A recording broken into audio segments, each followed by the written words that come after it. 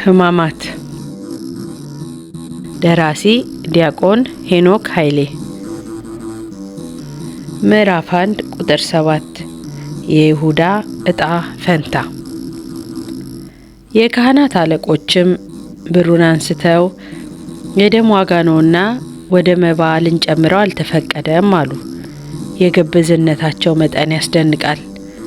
አሳልፎ እንዲሰጣቸው ገንዘብ አንስተው የከፈሉት እነሱ ናቸው። ይህን ማድረጋቸው እንደሚያረክሳቸው ሳያስቡ ገንዘቡ ደርሶ ሲመለስ ግን ያረክሰናል አሉ። ለደም ዋጋ ገንዘብ አንስቶ ከከፈለው ሰውና ከተከፈለው ገንዘብ የትኛው የረከሰ ነው? ተማክረውም የሸክላ ሰሪውን መሬት ለእንግዶች መቃብር ገዙበት። ስለዚህ ያ መሬት እስከ ዛሬ ድረስም የደም መሬት ተባለ። በዚያን ጊዜ በነቢዩ ኤርምያስ የተባለው ከእስራኤል ልጆችም አንዳንዶቹ የገመቱትን የተገመተውን ዋጋ 30 ብር ያዙ፣ ጌታም እንዳዘዘኝ ስለ ሸክላ ሰሪ መሬት ሰጡት የሚል ተፈጸመ። ማቴዎስ 27። ይህን በነቢዩ ኤርምያስ የተነገረ ትንቢት የተናገረው ነቢዩ ዘካርያስ ነው የሚል ሀሳብ በአንዳንድ የትርጉም ሊቃውንት ዘንድ ተጽፎ የምናገኝ ሲሆን በወንጌሉ ኤርምያስ የተባለው በጸሐፊ በተርጓሚ በቅጂ ስህተት ነው የሚል ማብራሪያም ሲሰጥ ይታያል።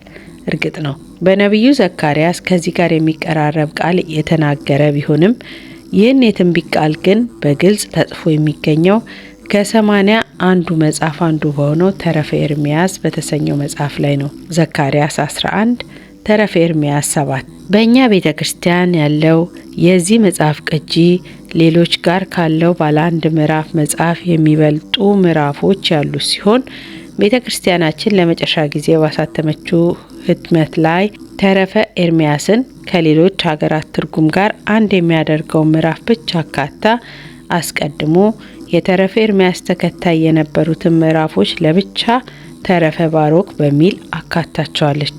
ይሁንና ተረፈ ባሮክ በተባለውም ቅጂ ላይ ትንቢቱ በኤርምያስ አንደበት መነገሩን በማመልከት የሚጀምር ስለሆነ መሰረታዊ ለውጥ አያመጣም። ቅዱስ ጄሮም ይህን ትንቢት በተረጎመበት ስፍራ ላይ በኢትዮጵያ ቤተ ክርስቲያን ቀኖና ተካቶ የሚገኘውን ይህን የኤርምያስ ትንቢት አስመልክቶ ፍንጭ ጽፏል። በቅርቡ ከናዝራውያን ወገኖች መካከል የሆነ አንድ ዕብራዊ ሰው አንዲት ትንሽ የዕብራይስጥ መጽሐፍ አምጥቶልኝ አንብቤ ነበር። ይህ መጽሐፍ የነቢዩ ኤርምያስ መጽሐፍ ሲሆን ይህ ትንቢትም ቃል በቃል ተጽፎበታል።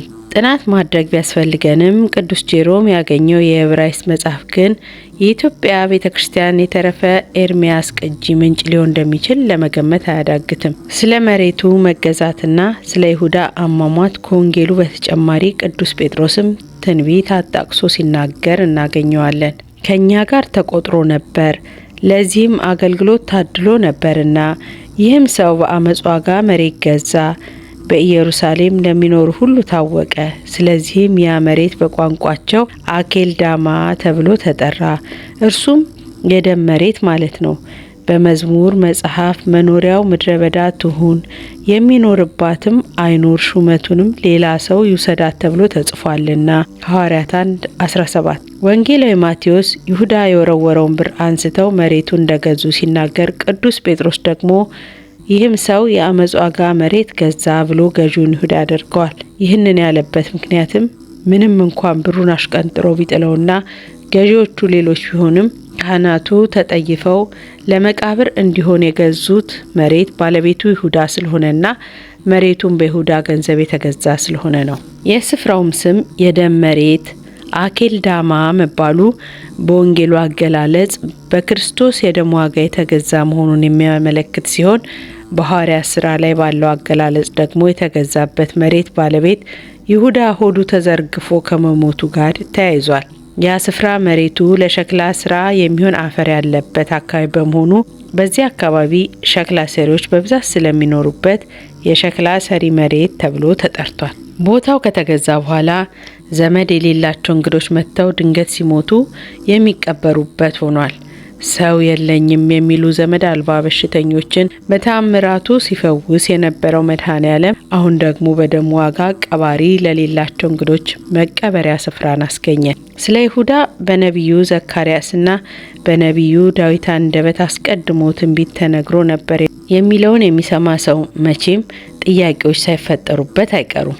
አስቀድሞ ይሁዳ ጌታን አሳልፎ እንደሚሰጠው የተጻፈ ነገር ከሆነ ይሁዳ ከተጻፈበት ውጭ ምን ማድረግ ይቻላል? ትንቢቱ የተነገረ ከሆነ ይሁዳ ጌታን አለመሸጥ ይችል ነበር? የይሁዳም ሆነ የሰው ልጅ እጣ ፈንታው አስቀድሞ በእግዚአብሔር የተወሰነ አይደለም ወይ የሚሉ ጥያቄዎች በአንባቢ አእምሮ ውስጥ ሊመላለሱ ይችሉ ይሆናል። ክብር ይግባውና እግዚአብሔር ደራሲ ነው። ዓለም የተውኔት መድረክ ናት። እኛ ተዋናይ ነን። የምንጫወተውም የተጻፈልንን ብቻ ነው። የምታደርገውን ሁሉ እንደምታደርግ አስቀድሞ ተወስኗል። ምንም ብትለፋ ያው የተጻፈው አይቀርም የሚሉ ሀሳብ የሚያቀነቅኑ ሰዎች ይህን ጥያቄ መልስ የሌለው ውስብስብ እንዲመስለን ያደርጋሉ። ምንም እንኳን የፈጣሪ አስቀድሞ መወሰንና ምርጫ የትንቢት እጣ ፈንታ ርዕሰ ጉዳይ እጅግ ሰፊና ብቻውን መጽሐፍ የሚሻ ርዕሰ ጉዳይ ቢሆንም በይሁዳ አመካኝተን ግን ቢያንስ ከላይ ያነሳቸውን ጥያቄዎች በቤተ ክርስቲያናችን አስተምሮ መሰረትነት ለመመለስ እንሞክራለን። በመጀመሪያ ለይተን ልናውቀው የሚገባን አስቀድሞ ማወቅና አስቀድሞ መወሰን የተለያዩ ነገሮች መሆናቸውን ነው። በእርግጥም እግዚአብሔር ለወደፊት የሚሆነውን ነገር አስቀድሞ ያውቃል። አዳምን ከመፍጠሩ በፊት አዳም እንደሚበድል ያውቃል። ዓለም ሳይፈጠር በፊት በአሁኗ ቅጽበት እየሆነ ስላለው ነገር እስከ ዕለተ ምጽአት ያለውን ነገር የሚጸድቅ የሚኮነነውን ክፉን በጎን እግዚአብሔር አስቀድሞ ያውቃል። ሁሉን አስቀድሞ ያውቃል ማለት ግን አስቀድሞ ያወቀውን ነገር እንዲሆን ይወስናል ማለት አይደለም። እግዚአብሔር ሁሉን ነገር አስቀድሞ ከወሰነ ለሰው ልጅ አታድርግና አድርግ የሚሉ ሕግና ትእዛዛትን መስጠት አያስፈልገውም ነበር። እንደዚያ ቢሆን ሕጋትን መስጠቱም ልጅ ላይ በርን ቆልፎ ከቤት አትውጣ እንደማለት ያለ ትርጉም የለሽ ይሆናል። አንዳንዶች እንደሚሉት እርሱ የጻፈልንን ብቻ የምንኖርና በራሳችን የመወሰን መብት የሌለን የአምላካዊ ድርሰት ተዋንያን ሆነን ከሆነ ምንም ኃጢአት ብንሰራ መቀጣት፣ ምንም አይነት ጽድቅ ብንሰራ መሸለም የለብንም ማለት ነው። ምክንያቱም በተጫወተው ገጸ ባህሪ ወንጀል የሚታሰር፣ በተጫወተው ገጸ ባህሪ ደግነት የሚሸለም ተዋናይ የለም። ስለዚህ የእግዚአብሔር ሁሉን አዋቂነት የሰው ልጅ ነጻ ፈቃድ የሚነካና በሰው ልጅ ላይ የሚወስን አይደለም። ስለዚህ አስቀድሞ በማወቅና አስቀድሞ በመወሰን መካከል የትርጉም ልዩነት አለ። ይህም ብቻ ለማሳየት ጥቂት ምሳሌዎችን እንጠቀም። አንድ ሰው ከአንድ ሐኪም ዘንድ ቀርቦ ሲመረመር ሐኪሙ የሕክምና ትምህርቱ የሰጠውን ጥበብ ጠቅሞ ልክ የዛሬ ወር አንድ ዓይንህ ይጠፋል ብሎ ነገረው። ይህ ህመምተኛም ሐኪሙ አስቀድሞ እንደተናገረው ልክ በአንድ ወሩ ዓይኑ ጠፋ። በእርግጥ የሰው ዓይኑ የጠፋው ሐኪሙ ይጠፋል ስላለው ነውን? ሐኪሙስ አንተ ነህ ዓይኑን ያጠፋው ብለን ልንከሰው እንችላለን? አንችልም። ባይሆን የሰውየው ዓይን በመጥፋቱ የሐኪሙን አዋቂነት እናደንቃለን። ሐኪሙ እንዳለው ያ ሰው ዓይኑ ባይጠፋ ደግሞ አላዋቂነቱን አስበን እንዘበትበታለን እንጂ ለዓይኑ መጥፋትም አለመጥፋትም ሐኪሙን መንስኤ አድርገን አናቀርበውም። ሌላ ምሳሌ፣ አንድ ሰው ከፍ ካለ ህንጻ ላይ ሆኖ ቁልቁል የሚመላለሱትን የመኪናዎች እንቅስቃሴ ቢመለከትና ሁለት መኪኖች በአንድ ህንጻ የተለያየ አቅጣጫ ሳይተያዩ ሲመጡ አይቶ እነዚህ መኪኖች ሊጋጩ ነው እያለ ቢጮህና እንዳለውም ከሰከንዶች በኋላ መኪኖቹ ቢጋጩ መኪኖቹን ያጋጨው አንተ ነህ ተብሎ ሊወቀስ አይችልም። ያለበት ከፍታ ሁለቱ መኪኖች ያሉበትን ሁኔታ ለማየት የሚያስችል ስለሆነ ተናገረ እንጂ ለመኪኖቹ መጋጨት ያደረገው አስተዋጽኦ የለም።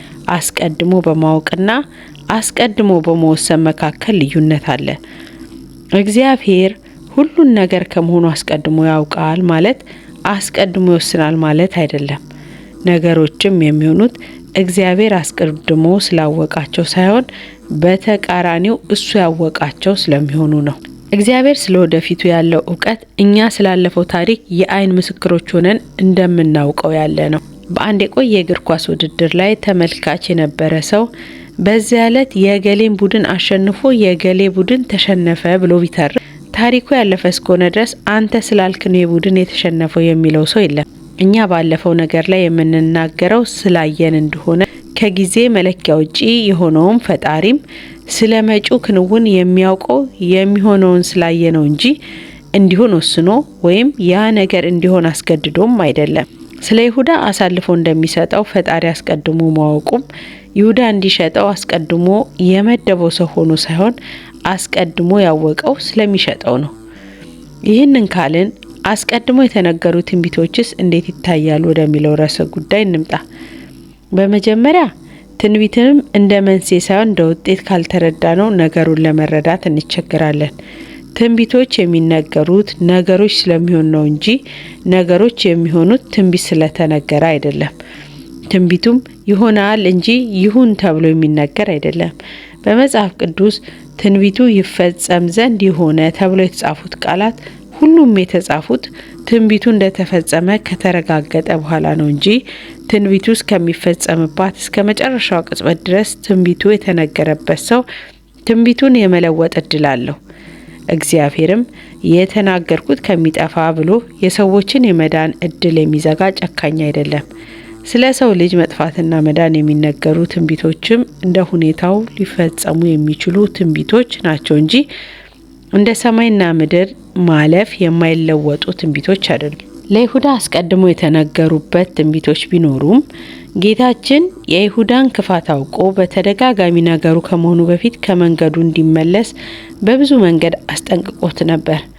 አሳልፎ የሚሰጠኝ ለዚያ ሰው ባልተወለደ ይሻለው ነበር ብሎ አስጠንቋል።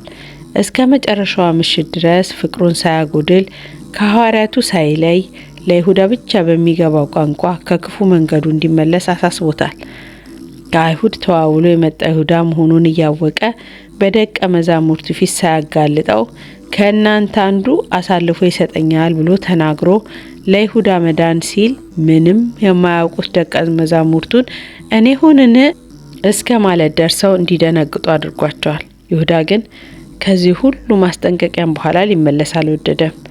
እንኳንስ ሁሉን አዋቂው ፈጣሪ ቅርና ልጃቸው ሰነፍ ተማሪና አጉል ቦታ የሚውል እንደሆነ ያዩ ወላጆች አንተ ልጅ ተው፣ በዚህ ከቀጠልክ ሱሰኛ ትሆናለህ እያሉ ቢገስጹት እናንተ ስላላችሁ ነው ለዚህ የበቃሁት እንደማይል በይሁዳ ላይ ጌታችን ይናገር የነበረው ተግሳጽ ሁሉ ይሁዳን ከክፉ መንገድ ለመመለስ ያደረገው እንጂ እንዲጠፋ የሰጠው ውሳኔ አይደለም።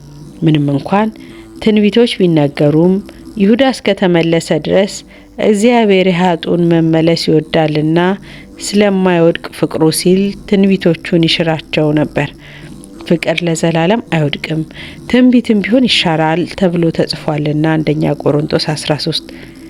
ለነነዌ ሰዎች ስለ ፍቅሩ ሲል ዮናስን አስከፍቶ የተነገረባቸውን የጥፋት ትንቢት የሻረ አምላክ ይሁዳን ቢመለስ ኑሮ የተነገረውን ትንቢት እስካልተፈጸመ ድረስ ነቢያቱ እንደ ዮናስ ቢከፉም እንኳን ይሽረው ነበር። ዮናስ 3። እግዚአብሔር በቃሉ እንዲህ ሲል ተናግሯል። ስለ ሕዝብ ስለ መንግስት እነቅል አፈርስም አጠፋም ዘንድ በተናገርኩ ጊዜ ይህ ስለ እርሱ የተናገርሁበት ሕዝብ ከክፋቱ ቢመለስ እኔ አደርግበት ዘንድ ካሰብኩት ክፉ ነገር እጸጸታለሁ። ስለ ሕዝቡም ስለ መንግስትም እሰራውና እተክለው ዘንድ በተናገርኩ ጊዜ በፊቴ ክፉ ነገር ቢያደርግ ቃሌም ባይሰማ እኔ አደርግለት ዘንድ ስለተናገርኩት መልካም ነገር እጸጸታለሁ። ኤርምያስ 18። ይቆየን።